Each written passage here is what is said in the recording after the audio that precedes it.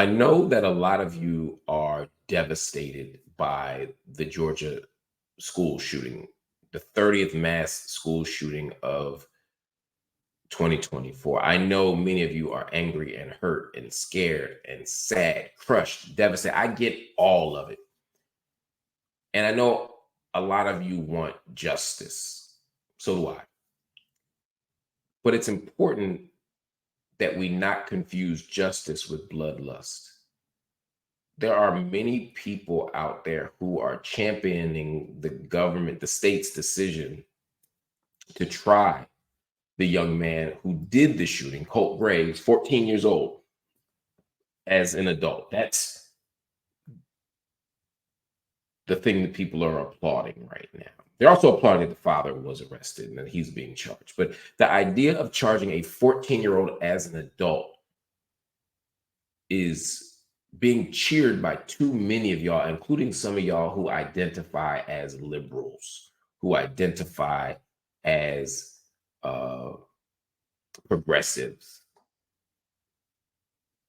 You can't have it both ways. Don't tell me you're a liberal or progressive and you want to try a 14-year-old kid as an adult. Why would you say that, Mark? Well, you don't have a fully developed brain at 14. Shit, you don't have a fully developed brain at 16 or 18. At 14, if you're engaged in a mass school shooting, there are many factors to consider. But what I cannot consider is that you are a fully formed human being that made this decision on your own. If you're 14 years old and you're shooting up schools, who harmed you? What is your history? What is your story of trauma? Now, some of y'all are going to say, well, I know a whole lot of people who got histories and stories of trauma and harm, and they managed not to shoot up a school. I agree. I agree. So the question then becomes, how do we respond to it? Well, in the tradition I come out of, the abolitionist tradition, we respond to it by holding people accountable. But accountability doesn't mean a cage. Accountability doesn't mean the death penalty. And accountability doesn't mean treating a 14-year-old as if he were a 34-year-old. And even if you were 34 years old, I would have a conversation about what we do with him. But at 14 years old, there's no doubt that this is a child. You cannot take a child and give them an adult punishment. You cannot take a child and sit them in a cage for 20 and 30 years. The premise of trying someone as an adult is that somehow the crime is so grave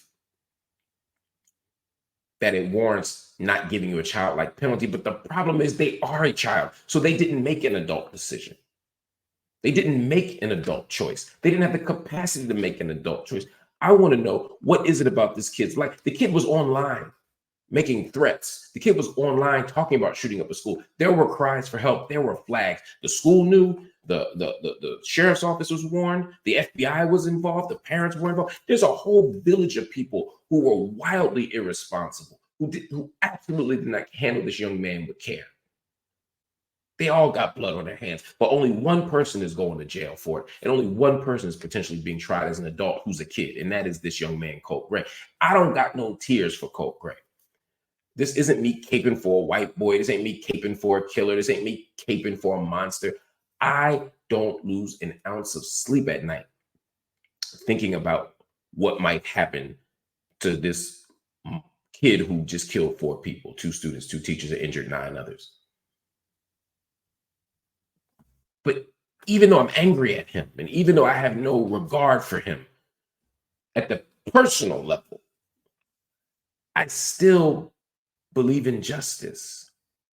And I still believe in fairness. And I still believe that our system is only as good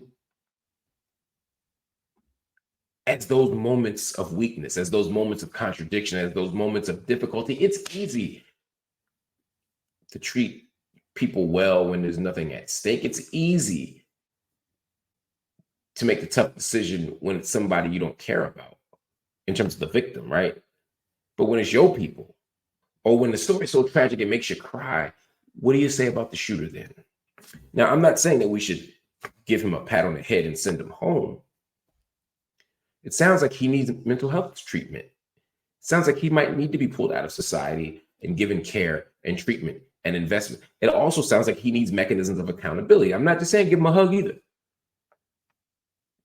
what does accountability look like outside of a carceral logic? What does accountability look like when we try to actually fix the problem instead of taking a 16-year-old boy who's clearly been traumatized, clearly been harmed, probably been abused, probably been radicalized with racist ideologies, probably had all this stuff happen to him, and we're going to ignore all of that and just stick him in a cage for the rest of his life or kill him? How is that an answer? And here's the thing. Here's why I say that. I said the same thing about Dylan Roof, another monster who killed a bunch of people. If we allow the state to treat them this way, which is 1 in a million, what do you think they're going to do to your cousin? What do you think they're going to do to your brother? What do you think they're going to do to the vulnerable? You see, when you cheer on the death penalty or an adult sentence for a 14-year-old kid now, what do you think they're going to do to black boys and girls who they already think are grown? They don't even think black people can have or be children. They see us as short adults, not as children. They see us as people who are already grown. They don't give us the capacity to be innocent or to make mistakes or to be undeveloped.